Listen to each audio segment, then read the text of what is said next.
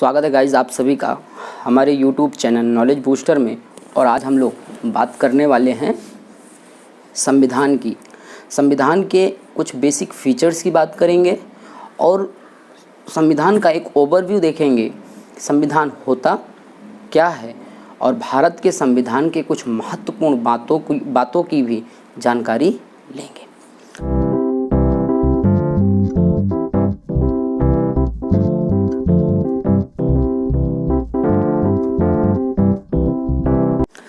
तो संविधान जो है लीगली सैंक्टिफाइड डॉक्यूमेंट है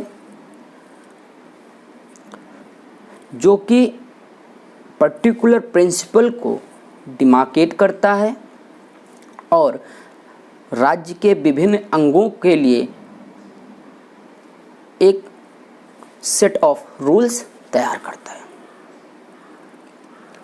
संविधान जो है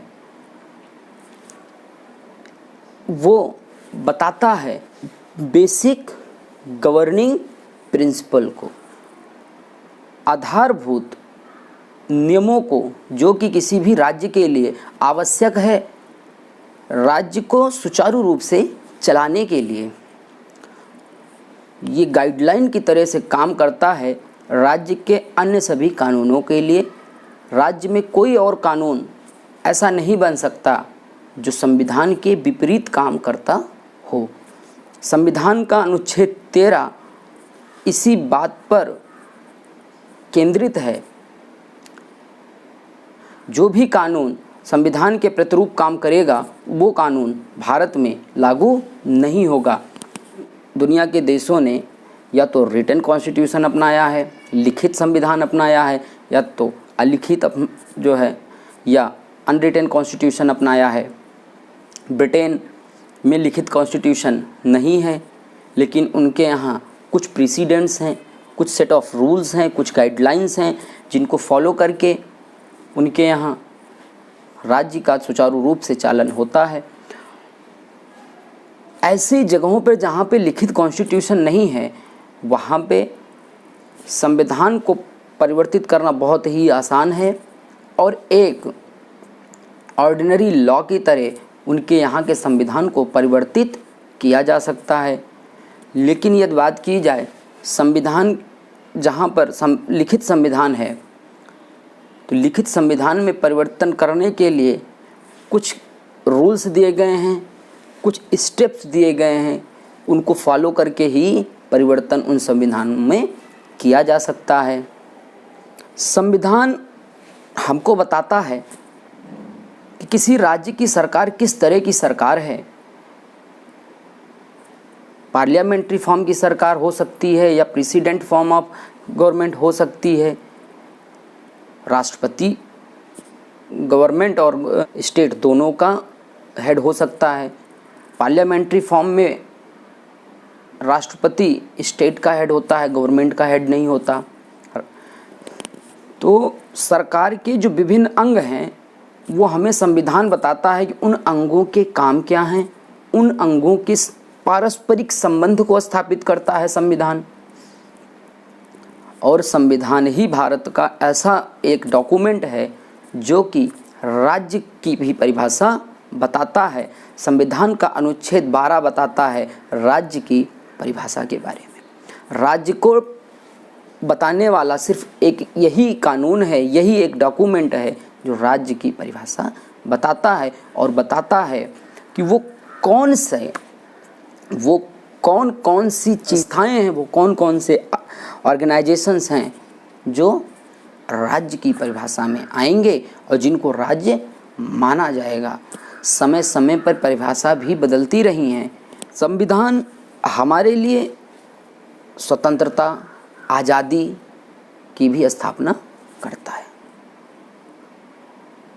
फंडामेंटल राइट्स, कॉन्स्टिट्यूशनल राइट्स, ये सभी जो है हमको संविधान में दिए गए हैं। हमारी आज़ादी की बात की गई है और इन आज़ादी के लिए हम हाई कोर्ट, सुप्रीम कोर्ट भी जा सकते हैं यदि हमारी आज़ादी का किसी तरह से हनन होता है। संविधान जो है किसी राज्य के शक्ति और काम को भी डिमार्केट करता है, उसकी एक पर्टिकुलर सेट ऑफ रूल्स और गाइडलाइंस लाता है, जिसके माध्यम से किसी भी राज्य को सुचारू रूप से चालित किया जा सकता है। संविधान सिर्फ काम और फंक्शन ही नहीं बताता, सिर्फ शक्तियों को ही नहीं बताता, बल्कि कुछ रिस्पॉन्सिबिलिटीज़ भी होती हैं। हो सकता है वो रिस्पॉन्सिबिलिटीज़ सरकार के लिए हो, वो रिस्पॉन्सिबिलिटीज़ नागरिकों के लिए हों, वो रिस्पॉन्सिबिलिटी अन्य लोगों के लिए हों, और सरकार में काम करने वाले अन्य पदाधिकारियों के लिए भी होती हैं। जो संविधान है वो अधिकार तो देता है, साथ साथ नागरिकों की भी कुछ ड्यूटीज़ होती हैं, कुछ कर्तव्य होते हैं जिसको नागरिकों को करना होता है। इन कर्तव्यों को करने के लिए देश का हर नागरिक बाध्य है, और इसी वजह से इन्हें फंडामेंटल ड्यूटीज़ कहा गया। हमारे संविधान में पहले 10 फंडामेंटल ड्यूटीज़ थी, मौजूदा स्थिति में आज के समय पर 11 फंडामेंटल ड्यूटीज़ हैं जिन्हें देश के हर नागरिक को करना होता है। उन फंडामेंटल ड्यूटीज़ का पालन करना होता है। संविधान एक एक्सप्रेशन है भारत के लोगों का, उनकी आशाओं का और उम्मीदों का, जो कि वो अपने राज्य से करते हैं। संविधान ही लोगों की सुरक्षा, समानता, उनके जीवन का अधिकार, और जीवन का अधिकार आज के बदलते परिवेश में इतना ज़्यादा इसका जो डोमेन है बढ़ गया है, जिसे कल्पना मात्र ही की जा सकती है। जीवन के अधिकार को किसी एक बाउंड्री वाल के अंदर नहीं रखा गया है, वो एक खुला हुआ कानून है, और जीवन के अधिकार में वो सभी अधिकार आते हैं जिससे किसी भी तरह किसी भी व्यक्ति का जीवन प्रभावित होता है। संविधान सभा जब 1946 में गठित हुई और 2 साल 11 महीने और 18 दिन में जब संविधान को रचा गया, उसके बाद जब ये लागू हुआ तो तब से आज तक संविधान की महत्वता बढ़ती ही रही है। और इसकी महत्वता बढ़ने का कारण ये भी है कि भारत का जो संविधान है वो एक जीवित संविधान है। इसमें समय समय पर बदलते परिवेश के हिसाब से परिवर्तन किया जा सकता है, और इस परिवर्तन के लिए संविधान में अनुच्छेद 368 में प्रावधान भी दिए गए हैं। और समय समय पर कई सुप्रीम कोर्ट्स के आदेश भी इस संबंध में आए हुए हैं, और बात की गई है संविधान के बदलने की प्रक्रिया का। परिवर्तन भी आवश्यक कड़ी है, और संविधान भविष्य के लिए एक विज़न की तरह से काम करता है, और वो विज़न संविधान में परिवर्तन के बिना संभव नहीं है। संविधान का विकास ब्रिटिश पीरियड से ही शुरू हो गया था। भारत सरकार अधिनियम 1935 का जो है कानून, उसमें वो एक बेसिक प्रिंसिपल या कहें वो एक गाइडलाइन की तरह से संविधान सभा के लिए काम किया उसने।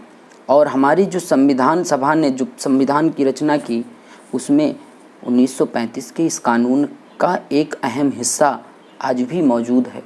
जो संविधान होता है उस राज्य की दर्शन को, राज्य के दर्शन को एक्सप्रेस करता है और बताता है कि पर्टिकुलर राज्य किस तरह की फिलॉसफी दर्शन को फॉलो करता है और वो किस तरह से सरकार चलाता है, और उस सरकार की नीतियों के बारे में भी ये हमको बताता है।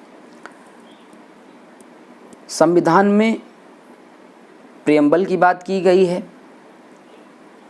प्रियम्बल खुद ब खुद बताता है कि संविधान क्या चाहता है, संविधान के अंदर है क्या, संविधान में की बेसिक फीचर क्या हैं, उसकी फिलॉसफी को बताता है। संविधान समानता के अधिकार को भी निश्चित करता है और बताता है कि देश का हर नागरिक समान है। हम लोग आगे बात करेंगे संविधान के विकास की। 1973 के रेगुलेटिंग एक्ट से संविधान का विकास कहें या कहें भारत में लिखित कानूनों का उदय शुरू हुआ, और 1946 में संविधान सभा के गठन से तक आज़ाद भारत के पहले की जो विकास रही उसके बारे में हम लोग देखेंगे। उसके पश्चात हम लोग संविधान के भारत का जो मौजूदा संविधान है, भारत की जो राज्य व्यवस्था है, उसके बारे में जानकारी लेंगे। शुरुआत करेंगे प्रियम्बल से। प्रियम्बल और उसके बाद भारत की राज्य व्यवस्था कैसी है और भारत की राज्य व्यवस्था में कौन कौन से अंग हैं और उन अंगों की विशेषता क्या है, गवर्नमेंट में, सरकार में कौन है, कैसे सरकारें चलती हैं, और सरकार चलाने का जो नियम है वो संविधान के किस अनुच्छेद में है, कहाँ पर संविधान में बताया गया है कि सरकार के किसी पर्टिकुलर काम को किस तरीके से किया जाए। ये सब हम लोग डिटेल में डिस्कशन करेंगे अपने भारत की राज्य व्यवस्था डिस्कशन में, इंडियन पॉलिटी में। धन्यवाद।